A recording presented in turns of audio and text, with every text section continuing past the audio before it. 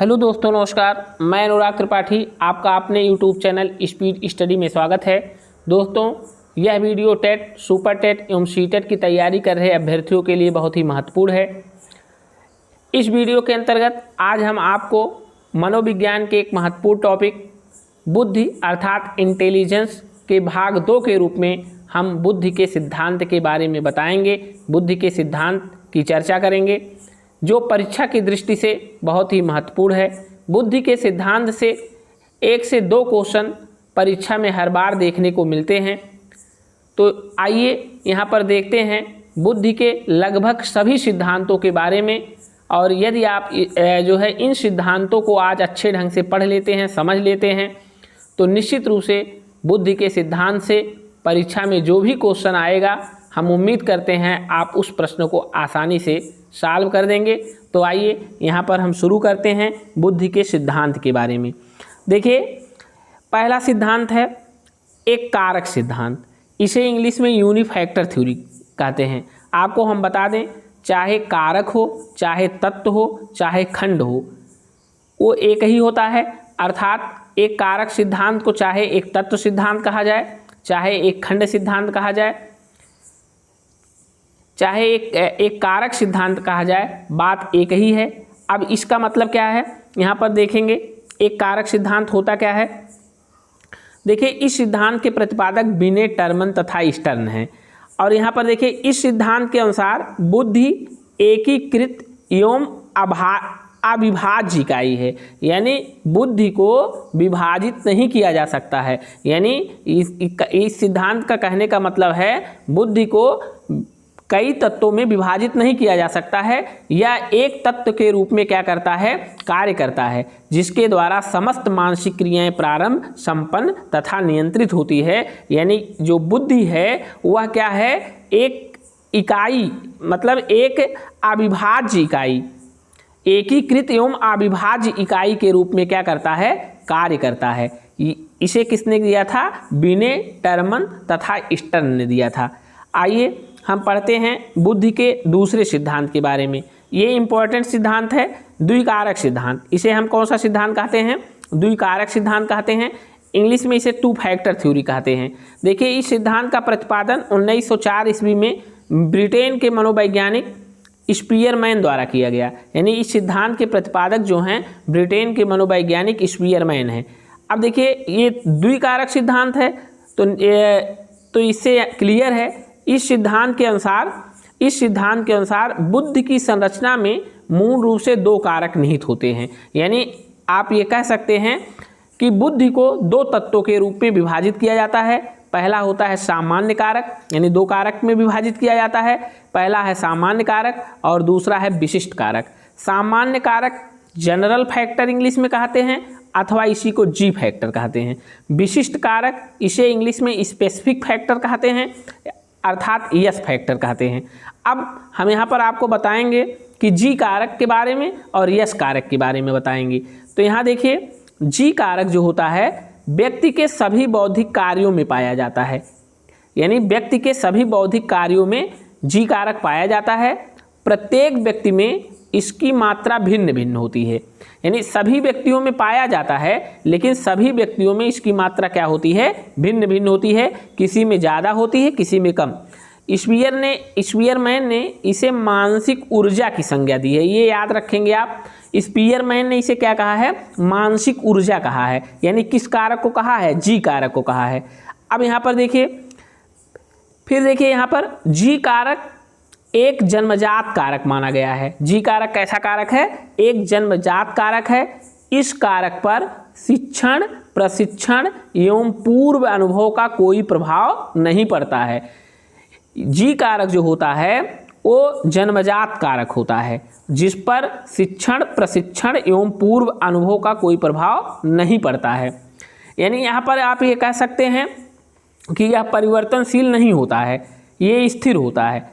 अब यहाँ पर देखिए, यश कारक क्या होता है, यश कारक के बारे में हम बताएंगे आपको। देखिए, यश कारक के द्वारा व्यक्ति कुछ विशिष्ट कार्यों को करता है। यानी जो यश कारक की अभिव्यक्ति होती है वो व्यक्ति के विशिष्ट कार्य से होती है। अब यश कारक अर्जित किया जाता है। ये देखिए जी कारक जन्मजात होता है और यश कारक क्या किया जाता है, अर्जित किया जाता है। अब यहाँ पर देखिए यश कारक के बारे में क्या बताया गया है, इसका स्वरूप परिवर्तनशील होता है और इस पर शिक्षण, प्रशिक्षण एवं पूर्व अनुभव का प्रभाव पड़ता है। देखिए जी कारक पर शिक्षण, प्रशिक्षण एवं पूर्व अनुभव का प्रभाव नहीं पड़ता है, यह जन्मजात कारक होता है। लेकिन जो है यश कारक जो होता है, ये जो है इस पर शिक्षण, प्रशिक्षण एवं पूर्व अनुभव का प्रभाव पड़ता है, इसे अर्जित किया जाता है और इसका जो स्वरूप होता है वो परिवर्तनशील होता है। अब यहाँ पर हम ध्यान देंगे त्रिकारक सिद्धांत के बारे में। यानी त्रिकारक सिद्धांत क्या है, देखिए त्रिकारक सिद्धांत के प्रतिपादन कर्ता भी स्पीयरमैन ही है। इस सिद्धांत के अनुसार बुद्धि का निर्माण 3 तत्वों से हुआ है। पहला सामान्य तत्व, दूसरा विशिष्ट तत्व, तीसरा जी धन यश, यानी दोनों तत्वों को मिला करके तीसरा तत्व तैयार किया गया, जिसे समूह तत्व या सामूहिक खंड नाम दिया गया। तो इसे हम कौन सा सिद्धांत कहेंगे, 3 फैक्टर थ्योरी कहेंगे। ये इसके प्रतिपादक कौन हैं, इसके प्रतिपादक जो हैं स्पीयरमैन ही हैं। अब देखिए हम यहाँ पर पढ़ते हैं बहुकारक सिद्धांत। बहुकारक सिद्धांत क्या होता है, मल्टी फैक्टर थ्योरी। बहुकारक सिद्धांत देखिए इस सिद्धांत के प्रतिपादक थार्नडाइक हैं। इसे बुद्धि का मात्रात्मक सिद्धांत, परिमाणात्मक सिद्धांत, बालू का सिद्धांत, परमाणु का सिद्धांत एवं अतार्किक अर्थात तत्वविहीन सिद्धांत के नाम से भी जाना जाता है। यानी इस सिद्धांत को क्या क्या कहा गया है, इस सिद्धांत को मात्रात्मक सिद्धांत, परिमाणात्मक सिद्धांत, बालू का सिद्धांत, परमाणु का सिद्धांत एवं अतार्किक यानी तत्वविहीन सिद्धांत के नाम से भी जाना जाता है। अब देखिए इस सिद्धांत के अनुसार बुद्धि की रचना बहुत से छोटे छोटे तत्वों या कारकों के मिलने से होती है। यानी यहाँ पर जो स्पीयरमैन ने कहा था बुद्धि की जो रचना होती है 2 कारकों से होती है, एक सामान्य कारक और दूसरा विशिष्ट कारक। तो यहाँ पर थार्नडाइक ने ये कहा है कि बुद्धि की रचना जो होती है बहुत से छोटे छोटे तत्वों या कारकों के मिलने से होती है। प्रत्येक कारक एक विशिष्ट मानसिक क्षमता का प्रतिनिधित्व करता है तथा साथ साथ एक दूसरे से स्वतंत्र होता है। यहाँ ध्यान देंगे इस चीज़ का कि बुद्धि की जो रचना है वह बहुत से छोटे छोटे तत्वों से हुई है और ये तत्व एक दूसरे से क्या होते हैं, स्वतंत्र होते हैं। अब देखिए यहाँ पर थार्नडाइक के अनुसार सामान्य बुद्धि नाम की कोई चीज़ नहीं होती है, जैसा कि स्पीयरमैन ने कहा था। बुद्धि कई विशेष मानसिक क्षमताओं का योग है। बुद्धि क्या कहा है इन्होंने, बुद्धि कई विशेष मानसिक क्षमताओं का क्या है, योग है। अब देखिए यहाँ पर इन्होंने ये कहा था जिस तरीके से ईंटों के इकट्ठा होने से विभिन्न ईंटों के प्रयोग से घर का निर्माण होता है और सभी ईंट एक दूसरे से स्वतंत्र होते हैं, ठीक उसी प्रकार से विभिन्न तत्वों से जो एक दूसरे से स्वतंत्र होते हैं हमारी बुद्धि का निर्माण होता है। यानी हमारे जो बुद्धि में जो ये हम कह सकते हैं कि बुद्धि जो होती है विभिन्न मानसिक क्षमताओं का योग होती है। यानी उसमें 2 तत्व नहीं होते हैं, ये जो होते हैं इसमें जो है बहुत से छोटे छोटे तत्व मिलकर के ही बुद्धि का क्या करते हैं, निर्माण करते हैं। अब देखिए स्पीयरमैन यहाँ पर ध्यान देंगे इस चीज़ को ध्यान देंगे। स्पीयरमैन के द्विकारक सिद्धांत को, जो स्पीयरमैन का द्विकारक सिद्धांत अभी हमने पढ़ाया है, इस सिद्धांत को राजतंत्री सिद्धांत, मोनारिस्टिक थ्योरी भी कहा जाता है। कि क्या कहा जाता है, इस सिद्धांत को राजतंत्रीय सिद्धांत कहा जाता है। अब यहाँ पर देखिए समूह कारक सिद्धांत क्या होता है, group factor theory. Group factor theory, समूह कारक सिद्धांत, इस सिद्धांत के प्रतिपादक कर्ता जो थ्रस्टन है और ये सिद्धांत 1938 में दिया गया था। ये सिद्धांत किस में दिया गया था, 1938 किस सन में दिया गया था, 1938 में दिया गया था। देखिए यहाँ पर दिखा है समूह कारक सिद्धांत, तो इस सिद्धांत के अनुसार बुद्धि में मानसिक क्षमताओं के कई समूह होते हैं, यानी जो मानसिक क्षमताएं होती हैं उनके कई समूह होते हैं। प्रत्येक समूह का अपना अलग अलग कारक होता है। एक समूह में शामिल सभी मानसिक क्षमताएं काफ़ी संबंधित होती हैं, यानी इसका मतलब ये हुआ कि एक समूह, उसका प्रधान कारक नाम दिया गया है, में शामिल सभी मानसिक क्षमताएं एक दूसरे से संबंधित होती हैं, प्रधान कारक एक दूसरे से स्वतंत्र होते हैं। अब इसका मतलब ये समझिए, इस सिद्धांत के प्रतिपादनकर्ता थ्रस्टन हैं। थ्रस्टन के अनुसार बुद्धि का जो निर्माण होता है वो जो होता है मानसिक क्षमताओं के कई समूह से होता है। यानी इन्होंने ये कहा था कि जो बुद्धि में मानसिक क्षमताएं होती हैं वो कई समूहों में बटी होती हैं और उस समूह का जो प्रतिनिधित्व करता है वो प्रधान कारक कहलाता है। उसे क्या कहते हैं? प्रधान कारक कहते हैं। एक समूह के अंतर्गत आने वाली सभी जो मानसिक क्षमताएं हैं या तत्व हैं बुद्धि के, वो जो होते हैं एक दूसरे से संबंधित होते हैं, काफ़ी संबंधित होते हैं, यूँ कहें समान होते हैं। लेकिन वो जो है दूसरे समूह के जो तत्व से भिन्न होते हैं, यानी जो दूसरे समूह में जो तत्व रहेंगे वो उनसे भिन्न होंगे। आप ये भी कह सकते हैं जो एक समूह का जो प्रतिनिधित्व कर रहा है प्रधान कारक, दूसरे समूह के प्रधान कारक से क्या होता है? स्वतंत्र होता है। लेकिन किसी एक प्रधान कारक अर्थात एक समूह के अंतर्गत आने वाले सभी तत्व जो होते हैं एक दूसरे से काफ़ी संबंधित होते हैं, यहाँ तक कि आप कह सकते हैं ये समान होते हैं। तो यहाँ पर नाम ही है समूह कारक सिद्धांत। तो आप ध्यान दीजिएगा, यहाँ पर जो है ये थ्रस्टन ने ये क्या बताया था इस सिद्धांत में कि बुद्धि जो है कह सकते हैं बुद्धि में जो तत्व होते हैं वो या जो मानसिक क्षमताएं होती हैं या मानसिक योग्यताएं जो होती हैं वो कई समूहों में क्या होती हैं? विभक्त होती हैं। और इस समूह में जो एक समूह, जैसे एक समूह में आने वाले सभी तत्व काफ़ी संबंधित होंगे लेकिन दूसरे समूह के तत्वों से वो भिन्न होंगे, यानी वो स्वतंत्र होंगे। प्रधान कारक भी देखिए, प्रधान कारक उस समूह का प्रतिनिधित्व करता है। प्रत्येक समूह के प्रधान कारक जो होते हैं वो एक दूसरे से क्या होते हैं? स्वतंत्र होते हैं। यहाँ पर देखिए थ्रस्टन ने अपने सिद्धांत में, थ्रस्टन ने देखिए ध्यान दीजिएगा यहाँ पर, थ्रस्टन ने अपने सिद्धांत में 7 प्रधान क्षमताओं का उल्लेख किया जिसे प्राथमिक मानसिक क्षमता या योग्यता नाम दिया। ये 7 प्रधान मानसिक क्षमता निम्नलिखित हैं। यानी अगर ये पूछा जाता है कि थ्रस्टन ने अपने सिद्धांत में कितने प्रधान क्षमताओं का उल्लेख किया है, मानसिक जो है क्षमताओं का उल्लेख किया है, तो आप बताएंगे कि वो है 7, यानी 7 प्रधान मानसिक क्षमताएं इन्होंने बताया है।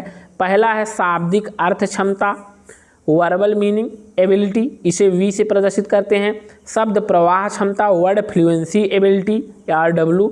स्थानिक क्षमता, स्पेशियल एबिलिटी, इसे एस से प्रदर्शित करेंगे। आंकिक क्षमता, न्यूमेरिकल एबिलिटी। तर्क क्षमता, रीजनिंग एबिलिटी, R से इसे प्रदर्शित करेंगे रीजनिंग एबिलिटी को। और 6वां स्मृति क्षमता। 7वां है प्रत्यक्ष ज्ञानात्मक गति क्षमता, इसे परसेप्चुअल स्पीड एबिलिटी कहेंगे। सभी के इंग्लिश जो हैं उसका पहला अक्षर लेकर के जो इंटेलिजेंस का निर्माण होता है V धन W धन S धन N धन R धन M धन P से होता है। यही पहला अक्षर सबका लिया गया है। तो थ्रस्टन के अनुसार जो है बुद्धि में कितनी प्रधान मानसिक क्षमता होती है? 7 होती है। यानी I = V + W + S + N + R + M + P। आप ये शब्द याद रखेंगे तो इससे आपको ये सब नाम याद हो जाएंगे। V का मतलब वर्बल, मतलब शाब्दिक हो जाएगा। W का मतलब वर्ड हो जाएगा, शब्द हो जाएगा। S का मतलब है स्पेशियल, स्थान हो जाएगा। N का मतलब न्यूमेरिकल, आंकिक हो जाएगा। R का मतलब रीजनिंग, तर्क हो जाएगा। मेमोरी का मतलब स्मृति हो जाएगा। और P का मतलब परसेप्चुअल, का मतलब प्रत्यक्ष ज्ञानात्मक गति क्षमता हो जाएगा। अब यहाँ पर देखिए थ्रस्टन के समूह कारक सिद्धांत को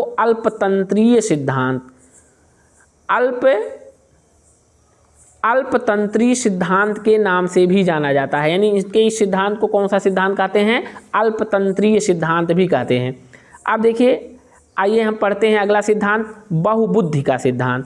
ये बहुत ही इंपॉर्टेंट सिद्धांत है, बहुबुद्धि का सिद्धांत। देखिए, बहुबुद्धि सिद्धांत क्या होता है? Multiple intelligence theory. देखिए, इस सिद्धांत के प्रतिपादक हार्वर्ड गार्डनर हैं और ये सिद्धांत देखिए 1983 में आया है। ये सिद्धांत का प्रतिपादन किस ईस्वी में किया गया है? 1983 ईस्वी में। और यहाँ पर आप ध्यान देंगे, अब इस सिद्धांत में देखिए क्या है, इस सिद्धांत के प्रतिपादक हार्वर्ड गार्डनर हैं। इस सिद्धांत के अनुसार बुद्धि का स्वरूप एकाकी ना होकर बहुकारकी होता है। यानी ये सिद्धांत ये बताता है बुद्धि का जो स्वरूप होता है वो एकाकी ना होकर बहुकारकी होता है, क्योंकि यहाँ पर लिखा भी है बहुबुद्धि सिद्धांत। और गार्डनर ने कुल 7 तरह की बुद्धि, 7 तरह की बुद्धि अब 9 हो गई हैं।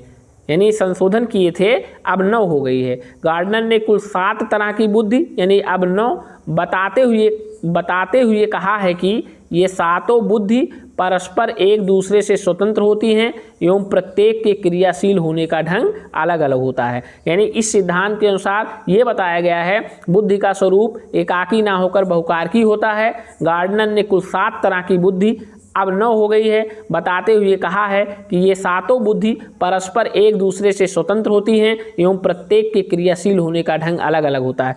अब देखिए, सातों बुद्धि के नाम यहाँ पर हैं।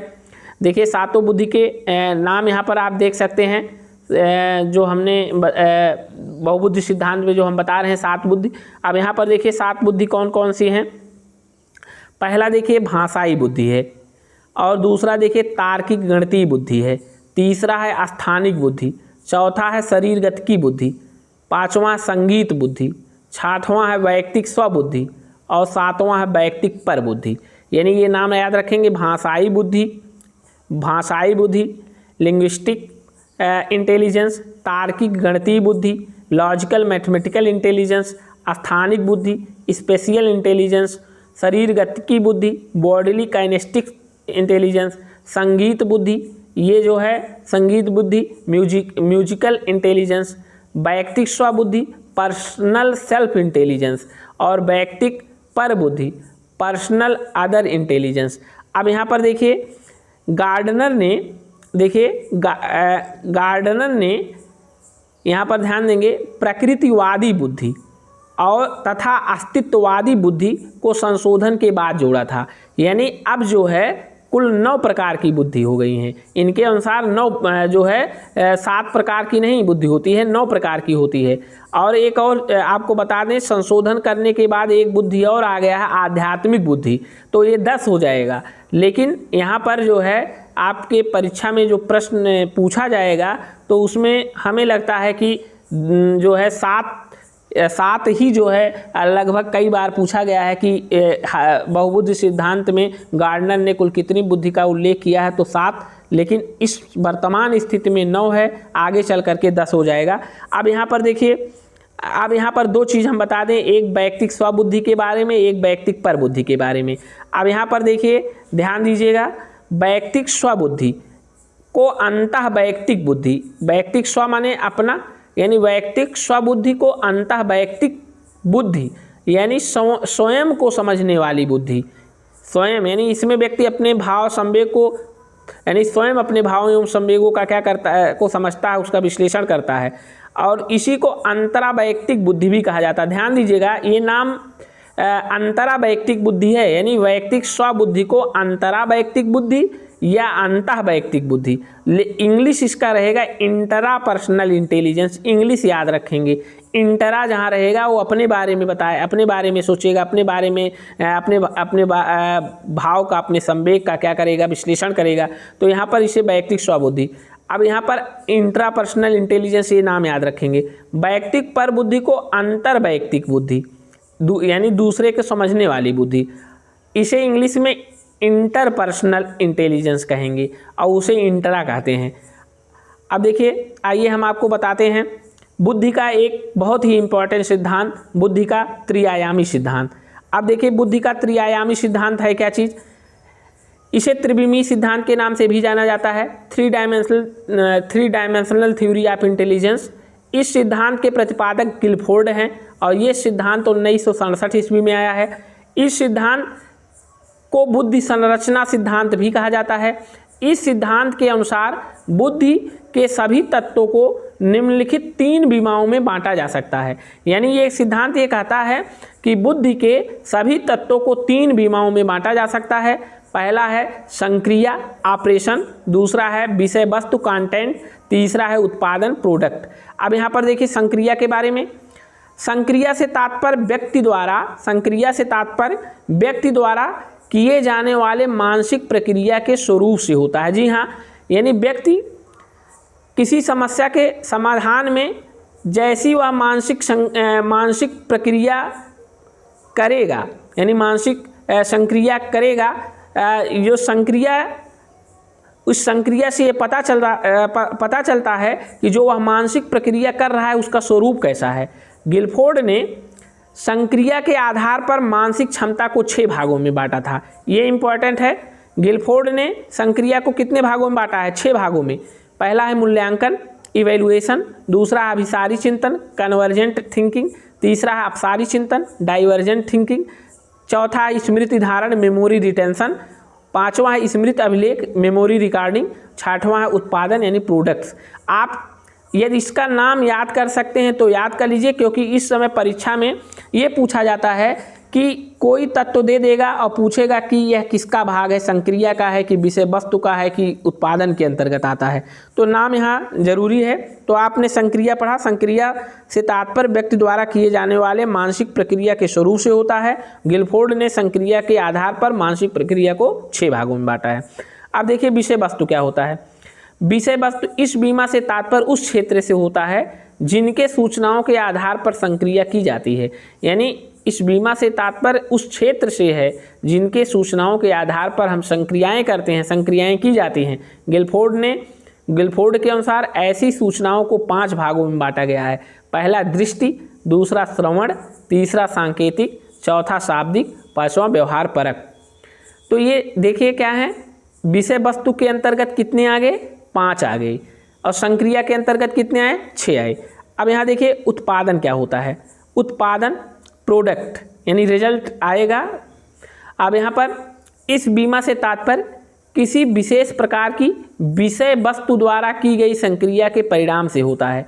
इस बीमा से तात्पर्य किसी विशेष प्रकार की विषय वस्तु द्वारा की गई संक्रिया के परिणाम से होता है। अब यहाँ पर गिलफोर्ड ने उत्पादन को 6 भागों में बांटा है। गिलफोर्ड ने देखिए उत्पादन को कितने भागों में बांटा है? 6। पहला इकाई, दूसरा वर्ग, तीसरा संबंध, चौथा पद्धतियाँ, पांचवा रूपांतरण और छठवां आशय। तो देखिए संक्रिया के 6 भाग संक्रिया के अंतर्गत आए, 6 तत्व आए, यानी संक्रिया को 6 भागों में बांटा, विषय वस्तु को 5 भागों में बांटा और उत्पादन को 6 भागों में। इस प्रकार गिलफोर्ड के अनुसार बुद्धि में कुल मिलाकर 6 × 5 × 6 180 कारक होते हैं। अगर ये पूछा जाता है 180 कारक बुद्धि में 180 कारक होते हैं, किसके अनुसार होते हैं? तो स्पीयरमैन के अनुसार। आपको हम बता दें 1967 ईस्वी में गिलफोर्ड ने संक्रिया को 5 भागों में, विषय वस्तु को 4 भागों में, उत्पाद को 6 भागों में वर्गीकृत किया था। तब बुद्धि में 5 × 4 × 6 बराबर 120 कारक माने जाते थे। 1977 में गिलफोर्ड ने संक्रिया को 5 भाग में, विषय वस्तु को 5 भाग में, उत्पादन को 6 भागों में बांटा था। तो उस अवस्था में हो गए 5 × 5 × 6 बराबर 150 कारक माने जाते थे बुद्धि में। और जो अभी हमने बताया है वो 1988 में वर्गीकृत किया गया था, जिसमें संक्रिया के 6, विषय वस्तु के 5, उत्पाद के 6, यानी 6 × 5 × 6 बराबर 180 कारक होते हैं। अब देखिए यहाँ पर ये चीज़ ध्यान देंगे, ये मेन है। इस सिद्धांत को बुद्धि का संरचनात्मक मॉडल, सृजनात्मकता का मॉडल, COP मॉडल एवं अपसारी चिंतन का सिद्धांत भी कहा जाता है। COP मॉडल, C का मतलब कंटेंट, O का मतलब ऑपरेशन हो गया। देखिए C का मतलब कंटेंट मतलब विषय वस्तु हो गया, और O का मतलब ऑपरेशन संक्रिया हो गया, P का मतलब प्रोडक्ट हो गया उत्पादन। अब देखिए अगला सिद्धांत है तरल ठोस बुद्धि सिद्धांत। तरल ठोस बुद्धि सिद्धांत इसे कहते हैं फ्लूइड क्रिस्टलाइज इंटेलिजेंस थ्योरी। देखिए इस सिद्धांत के प्रतिपादक रेमंड कैटल हैं। इस सिद्धांत में उन्होंने स्पीयरमैन के सामान्य बुद्धि कारक को दो भागों में बांटा। एक को तरल बुद्धि कहा, फ्लूइड इंटेलिजेंस कहा, इसे जीएफ से प्रदर्शित करते हैं। दूसरे को ठोस बुद्धि कहा, इसे जीसी से प्रदर्शित करते हैं। इसे किसे प्रदर्शित करते हैं? जीसी से। इसलिए इस सिद्धांत को जीएफ जीसी सिद्धांत भी कहा जाता है। इस सिद्धांत को धारा प्रवाह सिद्धांत भी कहा जाता है। तो यहाँ इस सिद्धांत में देखिए, इस सिद्धांत के प्रतिपादक कैटल हैं। इस सिद्धांत में कैटल ने स्पीयरमैन के सामान्य बुद्धि कारक को दो भागों में बांटा। एक तरल बुद्धि होता है, दूसरा ठोस बुद्धि। तरल बुद्धि को जीएफ से प्रदर्शित करेंगे, ठोस बुद्धि को जीसी से। इसलिए इस सिद्धांत को हम कौन सा सिद्धांत कहते हैं? जीएफ जीसी सिद्धांत कहते हैं। और इस सिद्धांत को धारा प्रवाह का सिद्धांत कहते हैं। आइए आपको बताते हैं तरल बुद्धि के बारे में। देखिए, तरल बुद्धि का निर्माण वंशानुगत कारणों से होता है, कारकों से। तरल बुद्धि का निर्धारण जो होता है वो वंशानुगत कारकों से होता है। तरल बुद्धि से तात्पर्य उस जन्मजात क्षमता से होती है जिसके माध्यम से व्यक्ति सोचता है एवं तर्क करता है। इसमें हम ये बता रहे हैं, तरल बुद्धि का निर्धारण वंशानुगत कारकों से होता है। तरल बुद्धि से तात्पर्य उस जन्मजात क्षमता से होता है जिसके माध्यम से व्यक्ति सोचता है एवं तर्क करता है। अब देखिए, ठोस बुद्धि के बारे में आपको बताते हैं। ठोस बुद्धि का निर्धारण व्यक्ति के पर्यावरणीय कारकों से होता है। तरल बुद्धि का निर्धारण वंशानुगत कारकों से होता है। ठोस बुद्धि में अर्जित ज्ञान व कौशल होते हैं, उसमें जन्मजात होते हैं, जिसकी सहायता से व्यक्ति समस्या समाधान करता है। समस्या के समाधान में पहले से अर्जित ज्ञान को उपयोग करने की क्षमता ही ठोस बुद्धि कहलाती है। यानी कि यदि आप किसी चीज़ को सीखे हैं, आपका किसी चीज़ के प्रति अनुभव है, ज्ञान आपने ग्रहण किया है और उन सभी चीज़ों का प्रयोग किसी नई समस्या के समाधान में करेंगे, तो वह किसके कारण करेंगे? तो वह ठोस बुद्धि के कारण करेंगे, क्योंकि ठोस बुद्धि अर्जित किया जाता है। जबकि कहते हैं तरल बुद्धि होती है, वो क्या होती है? वो जन्मजात होती है, वह उसका निर्धारण वंशानुगत कारक से होता है। अब यहाँ पर ध्यान देंगे, तरल बुद्धि में अमूर्त रूप से सोचने की क्षमता, तार्किक रूप से चिंतन करने की क्षमता होती है, जबकि ठोस बुद्धि को शिक्षा, प्रशिक्षण तथा अनुभव पर आधारित योग्यता के रूप में जाना जाता है। जी हाँ, अभी हमने बताया है कि इस पर जो है शिक्षण प्रशिक्षण का प्रभाव पड़ेगा। तो यहीं पर लिखा गया है, ठोस बुद्धि को शिक्षा, प्रशिक्षण तथा अनुभव पर आधारित योग्यता के रूप में जाना जाता है। यहाँ पर एक चीज़ और ध्यान देंगे, उम्र बीतने के साथ, देखिए, उम्र बीतने के साथ तरल बुद्धि में मंद गति से कमी आती है, जबकि ठोस बुद्धि में गिरावट ना आकर स्थिरता बनी रहती है या बढ़त ही होती है। तो उम्र बीतने के साथ किसमें कमी आती है? मंद गति से, तरल बुद्धि में। जबकि ठोस बुद्धि में स्थिरता बनी रहेगी या बढ़ेगी। ठोस बुद्धि के निर्माण में दीर्घकालीन स्मृति की भूमिका अधिक होती है। अब यहाँ पर देखिए, हम नौवां सिद्धांत आपको बता रहे हैं, पदानुक्रम का सिद्धांत, हियरिस्टिकल थ्योरी ऑफ इंटेलिजेंस। यहाँ देखिए, ये क्या है? इसके प्रतिपादनकर्ता मनोवैज्ञानिक वर्नन वर्ट हम्फ्रेज ने, मनोवैज्ञानिक वर्नन वर्ट। तो ये नाम आता है कि पदानुक्रम सिद्धांत के प्रतिपादनकर्ता कौन है? तो दो ही नाम ज़्यादातर देखने को मिलते हैं, एक वर्नन और बर्ट की।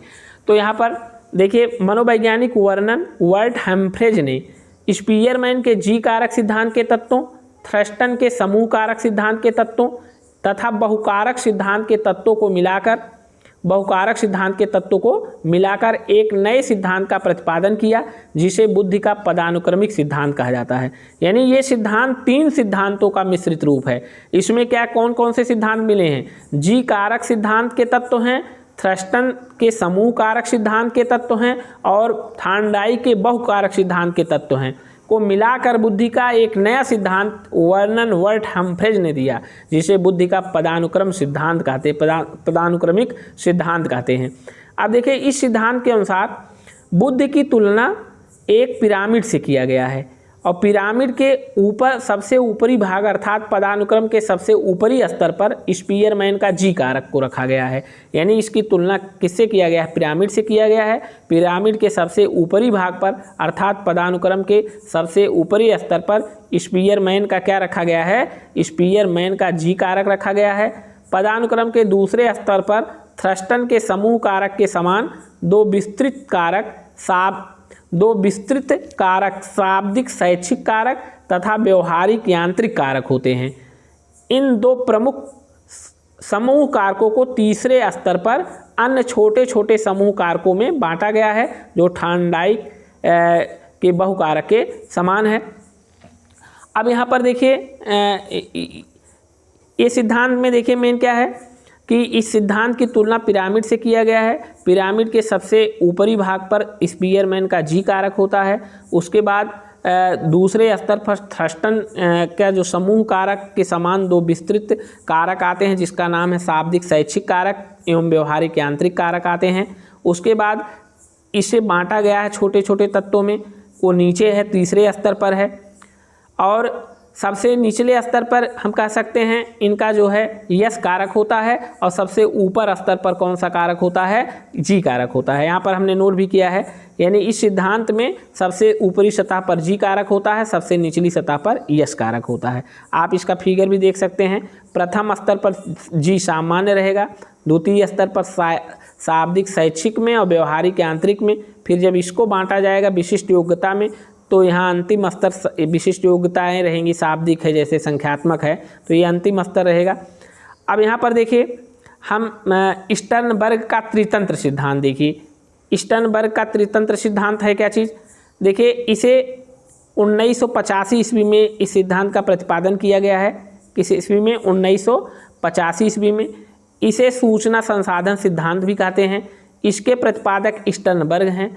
इस सिद्धांत के अनुसार निम्नलिखित चरणों में व्यक्ति किसी सूचना को संसाधित करता है, यानी किसी सूचना का संसाधन वो निम्नलिखित चरण में करता है। पहला है कूट संकेतन, एनकोडिंग। एनकोडिंग क्या होता है, इस चरण में व्यक्ति प्राप्त सूचनाओं की पहचान करेगा। दूसरा अनुमान, प्राप्त सूचना के आधार पर वह कुछ अनुमान लगाएगा। तीसरा है व्यवस्था, इस चरण में पूर्व परिस्थिति तथा वर्तमान परिस्थिति के बीच व्यक्ति संबंध जोड़ता है। चौथा देखिए उपयोग है, इस चरण में व्यक्ति अनुमानित संबंध का वास्तविक उपयोग करता है। पांचवा है अनुक्रिया। अनुक्रिया, इस अंतिम चरण में व्यक्ति समस्या का संभावित सबसे उत्तम समाधान ढूंढता है। यानी इसमें बताया गया है कि व्यक्ति किसी सूचना का संसाधन निम्नलिखित चरण में करेगा। पहला है कूट संकेत, दूसरा है अनुमान, तीसरा है व्यवस्था, चौथा है उपयोग, पांचवा है अनुक्रिया। पहले कूट संकेतन में वह क्या करेगा, सूचना की पहचान करेगा। अनुमान में प्राप्त सूचना के आधार पर वह कुछ अनुमान लगाएगा। व्यवस्था में क्या करेगा, पूर्व परिस्थिति तथा वर्तमान परिस्थिति के बीच संबंध जोड़ेगा। चौथा उपयोग है, उपयोग में क्या करेगा, व्यक्ति अनुमानित संबंध को वास्तविक उपयोग करेगा, जो संबंध है उसका उपयोग करेगा। अनुक्रिया क्या है, इस अंतिम चरण में व्यक्ति समस्या का संभावित सबसे उत्तम समाधान ढूंढता है, जिससे उस समस्या का क्या हो जाता है, समाधान हो जाता है। अब यहाँ पर एक चीज़ और ध्यान देंगे, इस सिद्धांत में बुद्धि के 3 पहलुओं पर बल डाला गया है। इस सिद्धांत में बुद्धि के 3 पहलुओं पर बल डाला गया है। पहला है देखिए घटकीय बुद्धि, यानी बुद्धि को 3 घटक में वियोजित किए थे। एक घटकी नहीं, 3 बुद्धि को 3 तत्वों में विभाजित किए थे यहाँ पर, या 3 पहलुओं पर विभाजित किए थे। एक को कहते हैं घटकीय बुद्धि, दूसरे को कहते हैं अनुभवजन्य बुद्धि, तीसरे को कहते हैं संदर्भात्मक बुद्धि।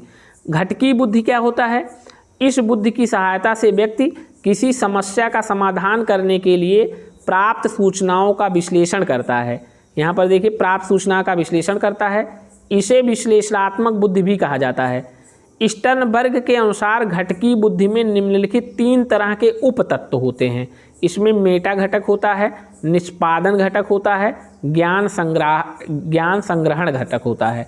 यानी घटकीय बुद्धि क्या होती है, घटकीय बुद्धि में क्या होता है, किसी समस्या का समाधान करने के लिए व्यक्ति प्राप्त सूचनाओं का विश्लेषण करता है, इसलिए इसे विश्लेषणात्मक बुद्धि भी कहा जाता है। इसके 3 उपतत्व हैं, मेटा घटक, निष्पादन घटक, ज्ञान संग्रहण घटक। अब देखिए अनुभवजन्य बुद्धि क्या होता है। देखिए अनुभवजन्य बुद्धि इस तरह की बुद्धि में व्यक्ति में सूझ तथा नए नए विचारों को सृजन करने की क्षमता सम्मिलित होती है। सूझ होती है, अंतर्दृष्टि, इंसाइट उत्पन्न हो जाता है। और इसलिए जो है हम ये कह सकते हैं कि व्यक्ति क्या करता है, पूर्व अनुभवों का उपयोग करते हुए समस्याओं का नया समाधान ढूंढता है। अनुभवजन्य बुद्धि को सृजनात्मक बुद्धि भी कहा जाता है। यानी इस तरह की बुद्धि में व्यक्ति में सूझ तथा नए विचारों को सृजन करने की क्षमता सम्मिलित होती है। व्यक्ति पूर्व अनुभवों का उपयोग करते हुए समस्याओं का नया समाधान ढूंढता है। अनुभवजन्य बुद्धि को सृजनात्मक बुद्धि भी कहा जाता है। देखिए, संदर्भात्मक बुद्धि क्या होती है, इसे व्यवहारिक बुद्धि भी कहा जाता है। इस बुद्धि वाले व्यक्ति अपने आप को पर्यावरण अथवा वातावरण में समायोजित करते हैं। यानी इस बुद्धि वाले व्यक्ति अपने आप को पर्यावरण तथा वातावरण में समायोजित करते हैं। पर्यावरण के विभिन्न परिस्थितियों से वह निपटता है। अब आपको ये बता दें, स्टर्नबर्ग की एक महत्वपूर्ण पुस्तक थी, उसका नाम था बियॉन्ड आईक्यू। उसका नाम क्या था? उसका नाम था बियॉन्ड आईक्यू नाम था, जिसमें अपने इस सिद्धांत का उन्होंने क्या किया था? चर्चा किया था। यानी बियॉन्ड आईक्यू ये किसके द्वारा दिया गया है? स्टर्नबर्ग के द्वारा दिया गया है। इसको आप भूलेंगे नहीं। तो उम्मीद करते हैं ये 10 सिद्धांत जो हमने पढ़ाए हैं वो आपको याद हो जाएंगे और सभी सिद्धांतों के प्रतिपादनकर्ता के नाम आप जो है बता ले जाएंगे। जैसे एक कारक सिद्धांत के प्रतिपादनकर्ता बिने टर्मन स्टर्न हैं, द्विकारक सिद्धांत के प्रतिपादनकर्ता स्पीयरमैन हैं, त्रिकारक सिद्धांत के प्रतिपादनकर्ता स्पीयरमैन हैं, बहुकारक मल्टीफैक्टर थ्योरी के प्रतिपादनकर्ता थॉर्नडाइक, समूह कारक सिद्धांत के प्रतिपादनकर्ता अर्थात ग्रुप फैक्टर थ्योरी के प्रतिपादनकर्ता थ्रस्टन, बहुबुद्धि सिद्धांत के प्रतिपादनकर्ता हार्वर्ड गार्डनर हैं, और बुद्धि का त्रिआयामी सिद्धांत, बुद्धि का त्रिविमीय सिद्धांत या three dimensional theory of intelligence ये के प्रतिपादनकर्ता गिलफोर्ड हैं। इन्होंने बुद्धि में 120, 150, 180 कारक बताए। उसके बाद देखिए तरल ठोस बुद्धि सिद्धांत के प्रतिपादनकर्ता कैटल हैं, जिसे GFGC सिद्धांत के नाम से भी जाना जाता है। इसके बाद पदानुक्रमिक सिद्धांत के प्रतिपादनकर्ता वर्नर वर्ट एवं हेम्फ्रेज हैं। इसके बाद देखिए स्टर्नबर्ग का त्रितंत्र सिद्धांत यानी त्रितंत्र सिद्धांत के प्रतिपादनकर्ता क्या हैं? स्टर्नबर्ग हैं। तो यहाँ पर उम्मीद करते हैं ये सभी सिद्धांत आपको समझ में आए होंगे। आपका दिन शुभ हो। जय हिंद।